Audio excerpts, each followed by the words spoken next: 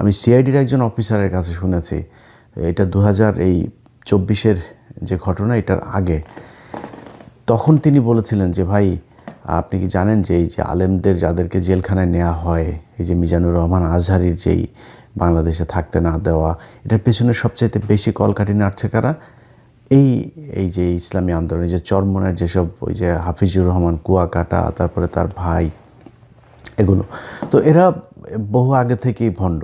এবং সবচাইতে বড় যে স্পর্শকাতর বিষয় সেটা হচ্ছে যে ভারতের সাথে তাদের যে সংযোগের অভিযোগ আছে সেটা অনেক গুরুত্বপূর্ণ বিষয়।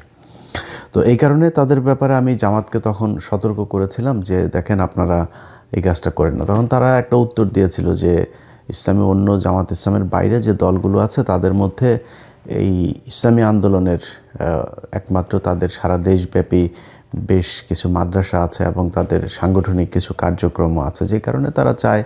আর আরেকটা কথা বলেছিলেন যে এইটাই একমাত্র দল যেটা কিনা সবসময় এই খুব নোংরা ভাষায় কটাক্ষ করে এবং আজে বাজে কথাবার্তা বলে, তো কিছু খানাপিনা দিয়ে এদেরকে পাশে বসায় রাখা আর কি।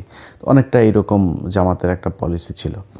তো ওই দিন আমি ওই নেতাকে বলেছিলাম যে এরা কিন্তু আপনারা যদি ক্ষমতায় যান, মনে করেন তাদেরকে 30টা আসন দিলেন বা 50টা আসন দিলেন, ওই সময় তারা বোধহয় আমার যতটুকু মনে আছে 100 আসন চাচ্ছিল। তো আমি তাকে বলেছিলাম যে আপনারা তাদেরকে যদি নাকি 30, 40, 50 বা যে কয়টা আসনই দেন, তো সেই আসনগুলো তো মূলত তাদের আসন না, সেই আসনগুলো হচ্ছে এই জামাতের লোকজন, তারা তাদেরকে আসন দিলে জামাতের প্রার্থী সেখানে বসে যাবেন, বসে গিয়ে তাদের পক্ষে ভোট করবেন, অর্থাৎ জামাতের ভোটগুলোই চরমোনাই পাবে তখন। এখন আপনি তাদেরকে 40টা বা 50টা আসনের ভেতরে মনে করেন 20টা আসন তারা পেল, 20টা আসন যদি পেয়ে তারপরে আপনি সরকার গঠন করলেন, যদি জামাত ইসলাম এবার ক্ষমতায় আসেও, সেটার একটা সম্ভাবনা তো তৈরি হয়েছেই, যদি আসে সেক্ষেত্রে আমি মনে করি যে বিএনপিও বিশাল একটা ফাইট দিবে। তো খুব হাড্ডাহাড্ডি একটা লড়াই হবে এবারে নির্বাচনে, আমার বিশ্লেষণ।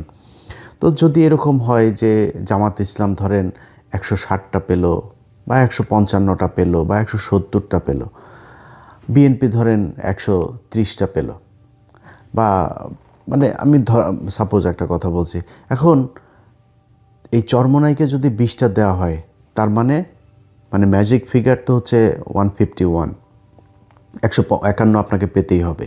তো 151 পেতে গেলে আপনি ধরেন 170 যদি পান, তাহলে এখান থেকে 20টা আপনি তারে চরমোনাই পেল।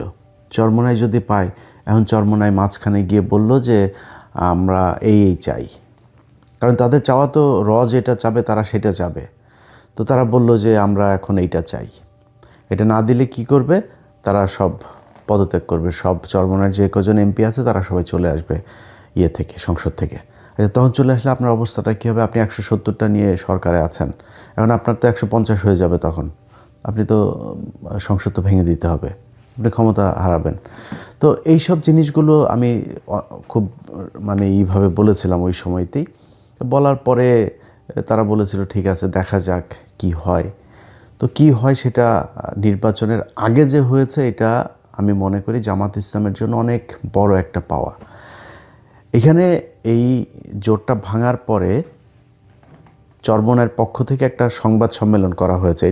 এটা নিয়ে এখনও কথা বলার মতো সময় আসে নাই, তারপরেও আপনাদেরকে একটু জানিয়ে রাখি।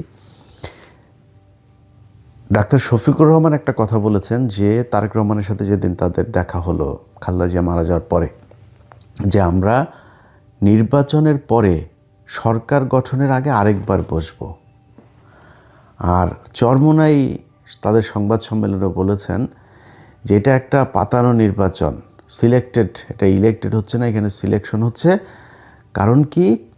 কারণ হচ্ছে এরা মিলেমিশে তারপরে করবে। এই কথাটা আজকে যারা আমার ভিডিওটা দেখবেন তারা মনে রেখেন। খুব সমূহ সম্ভাবনা আছে, মাঠে বিশাল তোড়জোড়, বিএনপি জামাতের মধ্যে ব্যাপক বিরোধী একটা ভাব।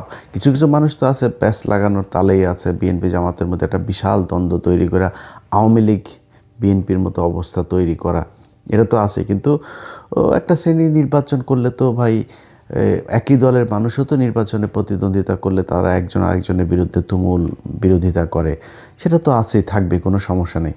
কিন্তু একটা সমূহ সম্ভাবনা আছে বিএনপি অথবা জামাত যারাই ক্ষমতায় যাক, একক সংখ্যাগরিষ্ঠতা পাক, যদি পায় তাহলে সরকার গঠন হবে দুই দল মিলে। মানে দুই দল না, এই দলের সাথে জোটে কিছু আছে, এই দলের সাথে জোটে আছে, বাট মানে মূল তো এবার খেলা তো হচ্ছে জামাত আর বিএনপির মধ্যে। এই দুই দলই সরকারে থাকবে, আমি যতটুকু এই দিক ওই দিক থেকে নানানভাবে জেনেছি আর কি। এটা হওয়ার একটা সমূহ সম্ভাবনা আছে। অতএব এত এই এই চরমোনার যে ইয়েতে আপনার সংবাদ সম্মেলনে যে কথাটা বলেছে যে বিএনপি আর জামাত মিলেমিশে ইলেকশন না সিলেকশন করছে, এটার কিন্তু ভ্যালিড একটা পয়েন্ট আছে। এটা চরমোনাই কোনোভাবেই চায় না। এবং চরমোনাই যখন দেখেছে যে না, চরমোনাইকে তো এখানে ঢুকানোর একটা উদ্দেশ্য আছে, সেই উদ্দেশ্যটা বাস্তবায়ন হচ্ছে না, তখন তারা চিন্তা করেছে যে না, এদের সাথে থাকা যাবে না, আগে থেকেই সরে যেতে হবে।